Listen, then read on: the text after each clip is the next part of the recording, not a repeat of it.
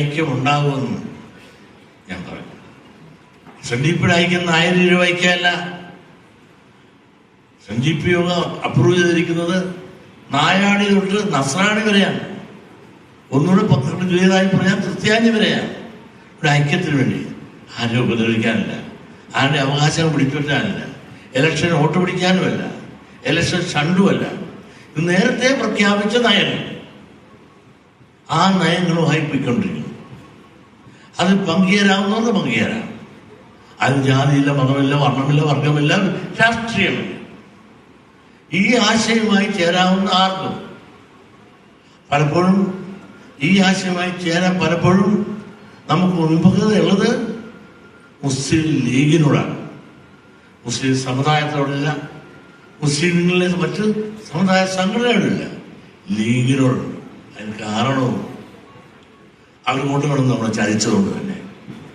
അതുകൊണ്ട് അവരുമായിട്ടുള്ള ഐക്യം സമുദായത്തിന് ഗുണം ചെയ്യില്ല എന്ന് മാത്രമല്ല, ലീഗ് കൊണ്ടുവരുന്ന ഒരു കാലത്ത് അണ്ണല്ലാത്തതല്ല പൊന്നാക്കാവുന്ന കൊണ്ടുവന്ന് അവസാനം ഒന്നും തന്നില്ല എന്ന് മാത്രമല്ല, സ്പെഷ്യൽ റിക്രൂട്ട്മെന്റ് നടത്തിപ്പോലും നരേന്ദ്ര കമ്മീഷനെ ഒരു റിപ്പോർട്ട് കൊണ്ടില്ലേ അവരെല്ലാം നേടിക്കൊണ്ടുപോയപ്പോൾ ഈഴവനും എവിടെ കിടക്കുന്നു അവന്റെ കുറവ് പരിഹരിക്കാനും അത് മേടിച്ചറാനും ഒരു കാര്യം തയ്യാറായില്ല.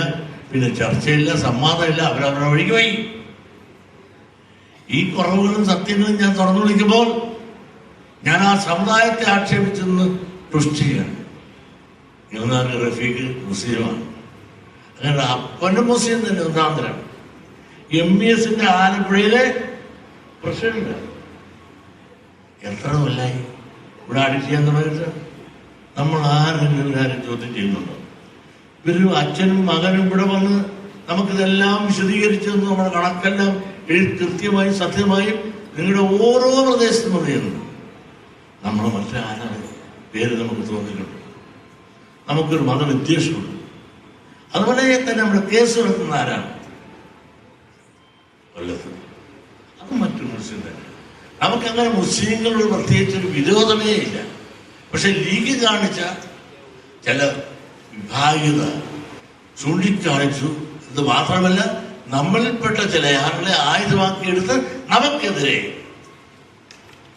ഒരു യുദ്ധം ചെയ്യാൻ വിനിയോഗിച്ച ദുരവസ്ഥ നിലനിൽക്കുമ്പോൾ ഈ സത്യങ്ങൾ ഞാൻ ബഹുജന മധ്യത്തിൽ തുറന്നു പറയുമ്പോൾ ഞാൻ മുസ്ലിം വിരോധി എന്ന് പറഞ്ഞുകൊണ്ട് എന്നെ കത്തിക്കാൻ, എന്നെ കത്തിച്ചാൽ ഞാൻ കത്തുന്നത്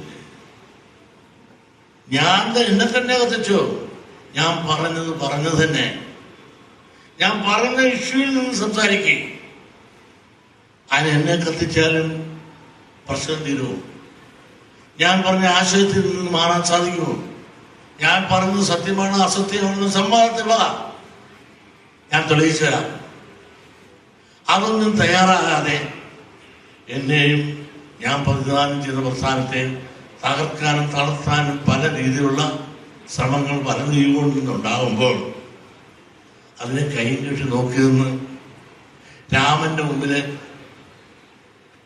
ഹനുമാനെ കൊണ്ട് ഓച്ചാനിച്ചിരിക്കാനല്ല ഞാൻ പഠിച്ചു.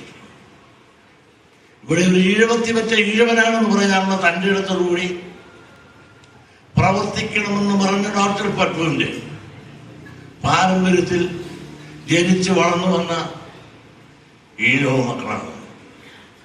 ആരുടെ അവകാശങ്ങൾക്ക് വേണ്ടിയല്ല,